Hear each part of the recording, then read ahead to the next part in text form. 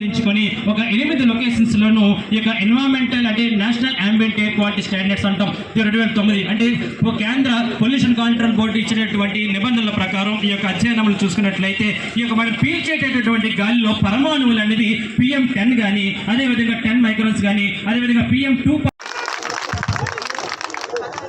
అల్లరద్దు నెరవేరాలంటే మన గ్రామం అభివృద్ధి కావాలంటే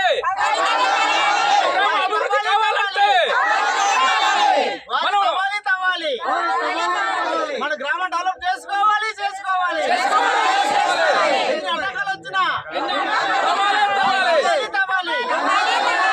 ప్రభుత్వం అవకాశం ఇవ్వాలి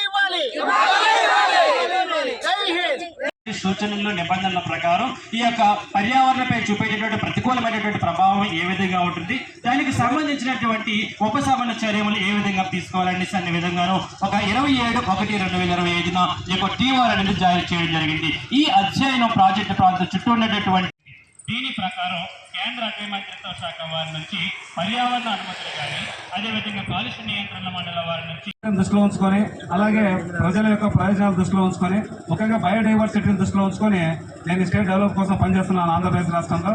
అయితే ఇవాళ మనకు ఉత్తరాంధ్ర జిల్లాలు అంటే మొదటగా గుర్తొచ్చేది మనకి గిరిజనులు, షెడ్యూల్ ట్రైబ్స్ అంటాం. అయితే కేంద్ర రాష్ట్ర ప్రభుత్వాలు ఈ గిరిజనుల కోసం ఎన్నో చట్టాలు చేసే వాళ్ళ అభివృద్ధి కోసం కానీ వాళ్ళ డెవలప్ కోసం కానీ సో ఇవన్నీ డెవలప్మెంట్లో భాగమే. మైనింగ్ కానివ్వండి, పరిశ్రమలు ఇంకే ఏదైనా కానివ్వండి డెవలప్మెంట్లో భాగంగా అంటే డెవలప్మెంట్లో దృష్టిలో ఉంచుకొని ఇటు ప్రజలకి ప్రజల దృష్టిలో ఉంచుకొని ఇటు స్టేట్ డెవలప్ కోసం మేము పాటుపడుతున్న కోఆర్డినేషన్ బిట్వీన్ ఇండస్ట్రీస్ పబ్లిక్ అనమాట. సో ఇట్లా అంటే పారిశ్రామిక అభివృద్ధి జరగాలి. So at the same time ప్రజలకి ఇబ్బంది లేకుండా ఇంపాక్ట్ కాకోకుండా వారి యొక్క న్యాయమైన డిమాండ్లు పరిష్కరిస్తూ ముందుకెళ్లాలని చెప్పేసి నేను రాజేంద్ర ప్రసాద్ గారు నేను విజ్ఞప్తి చేస్తున్నాను. ఒక కండిషన్తో ఈసీ క్లియరెన్స్ ఇవాళ ఎస్ఐ కమిటీకి కూడా నేను విజ్ఞప్తి చేస్తున్నాను. అయితే ఇంకో విషయం ఏంటంటే మరి నియర్ ద ఫారెస్ట్ ఉంది, మళ్ళీ forest 80% wild life protection act 1972 strict implement చేయాలి. అలాగే పర్యావరణ పరిరక్షణ చట్టం 1986 కూడా స్ట్రిక్ట్ ఇంప్లిమెంట్ చేసి ఎన్విరాన్మెంట్ డ్యామేజ్ కాకోకుండా మరి మైనింగ్ యాక్టివిటీ చేసుకోవాలా. అలాగే ఇంకో విషయం ఏంటంటే మరి నియరెస్ట్ హ్యాబిటేషన్ ఉంది కాబట్టి యాజ్ NGT గైడ్లైన్స్ ప్రకారం 100 మీటర్స్ అబవ్ ఉన్నప్పుడే దానికి మీరు ఆ చుట్టూ ఎక్కడైతే మైనింగ్ చేసుకోవాలనుకున్నారో ఆ చుట్టూ షెడ్ ఏర్పాటు చేసుకోవాలి. షెడ్ ఏర్పాటు చేసుకోవడం ఏం జరుగుతుందంటే ఆ డస్ట్ పొల్యూషన్ డస్ట్ డిప్లై కాకుండా కంట్రోల్ అవుతుంది. అయితే ఈ విషయం కన్సల్టెన్సీ వారు కొద్దిగా క్లుప్తంగా చెప్పింటే బాగుండు. ఆయన చాలా స్పీడ్గా చెప్పారు అర్థం కాకుండా. ఎందుకంటే ఒక సీనియర్ ఎన్విరాన్మెంటలిస్ట్గా ఇలాంటి మీటింగ్లు చాలా పాల్గొన్నాను కాబట్టి రాష్ట్రంలో మాకు అర్థమైంది. అయితే కొద్దిగా క్లారిటీగా క్లియర్ కట్ ఎక్స్ప్లెయిన్ చేయాలని చెప్పేసి కన్సల్టెన్సీ వాళ్ళకి ఎస్సీ సునీల్ గారు నేను విజ్ఞప్తి చేస్తున్నాను. అయితే ఇక్కడ ఇంకో విషయం ఏంటంటే మరి 20 సంవత్సరాల కాల పరిమితి కాబట్టి 20 సంవత్సరాల కాల పరిమితిలో ఖచ్చితంగా ఎన్విరాన్మెంట్ డ్యామేజ్ కాకుండా ఎఫెక్ట్ కాకుండా, ఎందుకంటే ఓన్లీ మేజర్ మైనర్ మినరల్ వల్లే రాష్ట్రంలో ప్రభుత్వానికి ఆదాయం చేకూరుతుంది.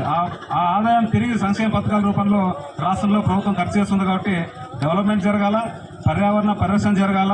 ఖచ్చితంగా డెవలప్మెంట్ అనేది ఎట్టి పరిస్థితులు ఆగిపోకూడదని నేను విజ్ఞప్తి చేస్తూ ఒక కండిషన్తో ముందుకెళ్లాలని నేను విజ్ఞప్తి చేస్తున్నానండి. అట్ ద సేమ్ టైం ఎట్టి పరిస్థితుల్లో ఎన్విరాన్మెంట్ అయితే డ్యామేజ్ కాకూడదు. అప్పుడు ఫస్ట్ ప్రయారిటీ ఎన్విరాన్మెంటే. మైనింగ్ని 11 హెక్టార్లకు సంబంధించి ఈరోజు మేము అనుగుణంగా తీర్మానం అయితే 2016లో జరిగింది. అదే భూములు మాకు 38 పట్టాలు ఉన్నాయి. సావర్పాలెంలో కోన్లో 8 పట్టాలు ఉన్నాయి. మొత్తం టోటల్ 46 పట్టాలకు సంబంధించి మేమైతే అదే మైనింగ్ మేము 2016లో అమలుపరిచి ఇష్టపూర్వంగా అయితే మేమైతే ఇవ్వడం జరిగింది. అదే మైనింగ్ వారు మాకు అభివృద్ధి కార్యక్రమం అయితే చేస్తామన్నారు.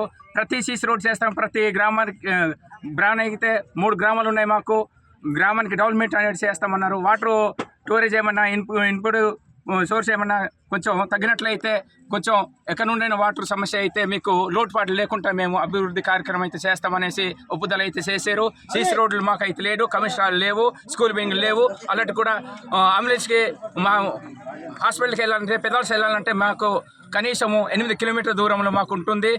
అంబులెన్స్ రావాలంటే మాకు అంబులెన్స్ అందుబాటులో ఉండదు హాస్పిటల్ నుండి. కానీ మైనింగ్ నుండి మాకు ఒక అంబులెన్స్ కూడా ఏర్పాటు చేస్తామనేసి మా మైనింగ్ డిపార్ట్మెంట్ కూడా మాకు హామీ అనేసి ఇచ్చారు. ఇదైతే న్యాయం కావాలనేసి గవర్నమెంట్ వారికి మేము అడుగుకుంటున్నాము. మాకు కోరి వల్ల మాకు ఉపాధి కావాలి. కోరి మైనింగ్ వల్ల మాకు నష్టాలు ఏం జరగకుండా ఉపాధి కావాలి. కోరి వల్ల లాభం అంటే నా పేరు పాపయ్యమ్మ. 46 మందికి మాకు పట్టాలు ఉన్నాయి.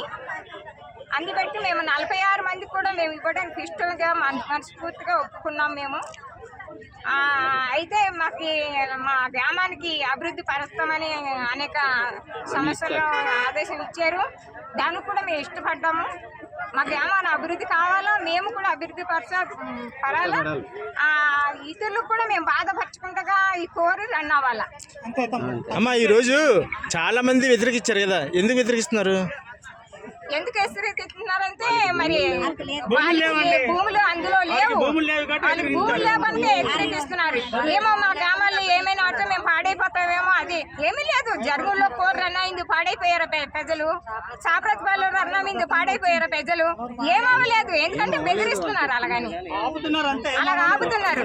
ఎందుకంటే ఇది కరెక్ట్ కాదు. ఇచ్చేసిన తర్వాత మళ్ళీ వెనక్కి తిరిగి తీసుకోవడం అనేది ఇది కరెక్ట్ కాదు. ఆదివాసీ గిరిజన సంఘం జిల్లా గౌరవాధ్యక్షులు అల్లూరు జిల్లా.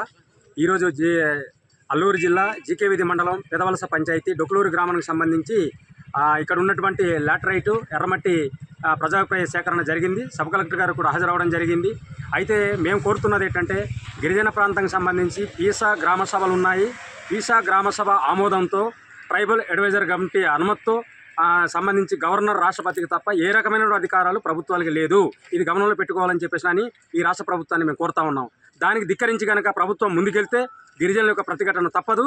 అందుకోసం ఏ స్థాయికైనా వ్యతిరేకించి పోరాటం చేయడానికి సిద్ధంగా ఉన్నారని చెప్పి ఈ సందర్భంగా తెలియజేస్తున్నాం. ఈ ప్రజాభిప్రాయ సేకరణలో ప్రజలు ఏమంటున్నారండి? ఈరోజు ప్రజాభిప్రాయ సేకరణకు సంబంధించి అందరూ కూడా స్వచ్ఛందంగా వ్యతిరేకించారు.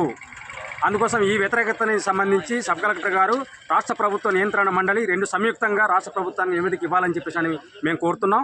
అందుకోసం దీనికి ఏ రకమైనటువంటి చేర్పులు మార్పులు కాకుండా ఏదైతే అభిప్రాయం వచ్చిందో మేము వ్యతిరేకిస్తున్నాం, ఈ భూమిని కాపాడుకుంటాం, ఈ అడవిని కాపాడుకుంటామని చెప్పి ప్రజలు కోరారో ఆ రకంగానే నివేదిక ఇవ్వాలని చెప్పేసి అని మేము కోరుతున్నాం. భారత ఆదివాసీ పార్టీ రాష్ట్ర అధ్యక్షుడిని. ఈరోజు అల్లూరు సీతారామరాజు జిల్లా జీకేవిధి మండలం పెదవలస పంచాయతీ డోకులూరు గ్రామంలో డోకులూరు లాటరైట్ క్వారీ తవ్వకాల విషయం మీద